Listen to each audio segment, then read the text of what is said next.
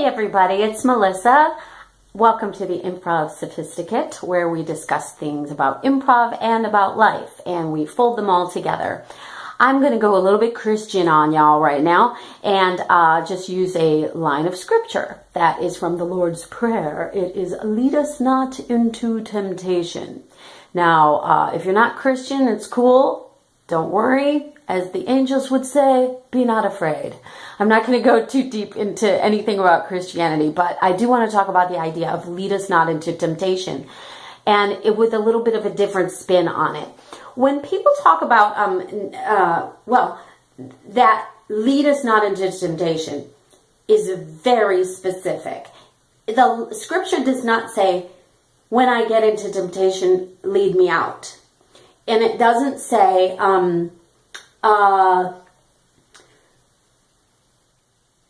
don't let there be any temptation at all, and it doesn't say, let me go a little bit into temptation and then help me resist the temptation. It says, lead me not into temptation. Now, I want to talk about temptation in a broader concept. It doesn't say lead me not into sin. It says temptation.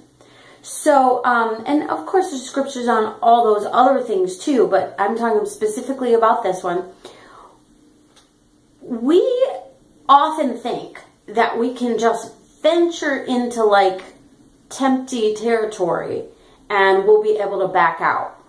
And I believe that it is a very, very strong concept of high achievers and, successful people, that when we see a temptation, if the automatic is to just absolutely not even look at it and go the other way, and you habituate that, I believe that your brain neuroplasty starts to create connections of going like this.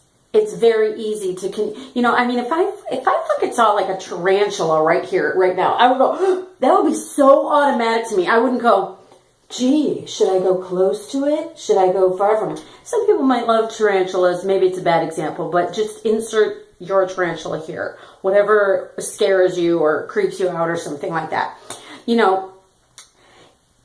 There might be certain types of like porn that people used to be repulsed by, and now they're like, And it's partly because you kind of let yourself go there. You let yourself go there a little bit more. Those neurotransmissions are going, turn on, and linking up and going, that brought pleasure last time.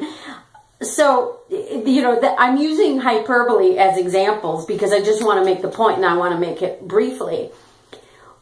When we're in improv scenes, there are things we are learning, and maybe things we even learned from the last show. If we're in a world where we're not taking classes presently, we're still self-editing, we're still self-note giving and note taking, hopefully.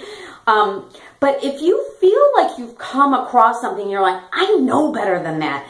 I've made a note to self on that, and yet I still, if you think about it, you're like, I gave myself that note like 3 years ago, or like, I learned that in like level 2. Why am I still doing that bad habit?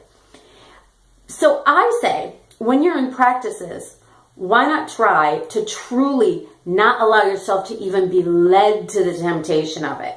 Because if we allow ourselves, like let's say a simple thing, don't ask questions. Very basic improv, level 1, level 2 thing. Don't ask questions. There's reasons behind it. I'll do a video about that maybe someday. But let's say you've learned don't ask questions, but you just keep fucking being in scenes and asking questions anyways and being like, well, I could kind of get away with that question because it wasn't really a question. Or, sometimes when you ask a question, a few lines later, everybody knows what you're talking about anyway. But I say, okay, that's your default. So that's easy. That's your response. That's your reflex. So that's not going to go anywhere. That neurotransmission probably got put there when you were 3. Your whole life it's been there. It's not a little anymore. It's like a rope. It's like a super connect at this point. It's like, it's a one piece of connect in your brain.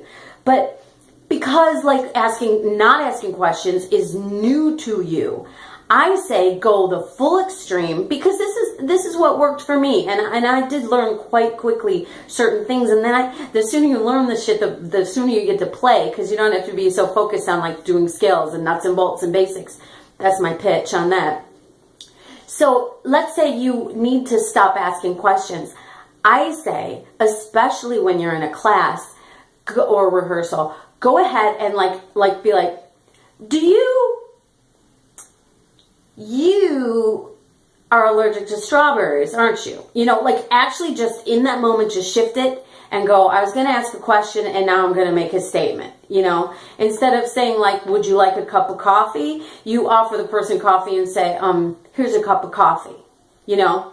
And then if they say, oh no, thanks, that's okay. But you know, it's like, and then you're like, you could argue what's wrong with that question? What would be wrong with that? There's nothing wrong with it. It's just what's right with learning how to get those neurotransmissions to disconnect and get your improv ones to be real strong. It's just the sooner the better. So I say, instead of allow yourself to drift into the temptation and then maybe drift further and then maybe drift further and cut to 3 years later and you're still asking questions like a day one improviser, I say, don't even be led into that temptation. Just really treat it rather militantly until you learn it. Like space work too. Don't let, if you are learning space work or if you've even been introduced to space work, don't avoid space work. Force yourself to do space work. Be like, I don't know what's happening, but I'm gonna hold a cigarette, you know, because that is good. Whew. I miss smoking. I never stopped. Oh well, I did like a little social smoking. But you see what I'm saying? So just keep forcing yourself to do things until they're second nature, and then you can drop them. Flip side, I always add a flip side. If you get to a place where you feel like you're still forcing stuff and you've learned it, listen to that instinct and allow yourself to not force yourself. I don't force myself to do space work in scenes anymore. If I'm just standing in a line, I'm not going to be like, on purpose, you know, I'm holding a drippy hoagie and I've got a backpack and I'm, you know, I got a phone right here and I'm like, you know, I mean, I likely will because it's fun for me, but I don't have to. I can just stand there and be like, I'm a person standing in a line right now, you know, because the more you bring in, the more you have to deal with, and it may be a distraction if there's other things going on and you're pulling focus. Edit. This lesson, however, is about not being led into the temptation of doing something a little bit less when you already know better. Okay? That's the lesson of the day. Talk to you guys later. Bye.